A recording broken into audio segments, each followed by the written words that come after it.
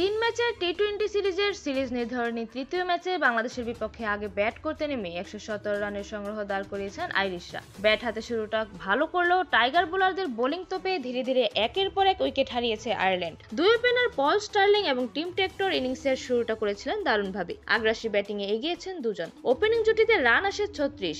10 বলে 17 রান করে বিদায় নেন টেক্টর। তিনে নেমে হ্যারি টেক্টরও বেশি একটা সুবিধা করতে পারেননি। 6 বলে 5 রান করে বিদায় নেন তিনি। পাওয়ার প্লেট 6 ওভারে জোড়া উইকেট হারিয়ে 51 রান তোলে আয়ারল্যান্ড। পাওয়ার প্লে শেষেই যেন নামে ধস। ভোতা হয়ে যায় আইরিশদের ব্যাটিং। 5 বলে 1 রান করে বিদায় নেন লরকান টাকার। 16 বলে 9 রানের ইনিংস খেলে সাজঘরে ফিরে যান কার্টিস ক্যাম্পার। 66 রানের মধ্যে 4 উইকেট হাওয়া আয়ারল্যান্ডের। এক প্রান্ত আগলে রেখে খেলতে থাকা পল স্টার্লিং খেলেছেন 27 বলে 38 রানের ইনিংস। থেমেছেন দলের 73 রানের মাথাতে। এরপর গ্যারেট ডিলানির সাথে জুটি বাঁধেন জর্জ ডকরেল। ধুকতে ধুকতে এগিয়েছেন আয়ারল্যান্ডের ইনিংস। 12 বলে 10 রান করে বিদায় নেন ডিলানি। ডকরেল কিছুক্ষণ টিকে থেকে রান তুলেছেন, যদিও অত সাবলীল ছিলেন না। 23 বলে 19 রানের ইনিংস খেলে শেষের আগের ওভারে বিদায় নেন ডকরেল। শেষমেশ 117 রানের মাথাতে শেষ উইকেট হারিয়ে অল আউট হয়েছে আইরিশরা। 6 বলে 5 রান করে শেষ ব্যাটার হিসেবে আউট হন বেন হোয়াইট। বাংলাদেশের হয়ে 3টি করে উইকেট নিয়েছেন মুস্তাফিজুর রহমান এবং রিশাদ হোসেন। 2 উইকেট নেন শরীফুল ইসলাম। 1টি করে উইকেট তোলেন শেখ মেহেদী হাসান এবং মোহাম্মদ সাইফুদ্দিন।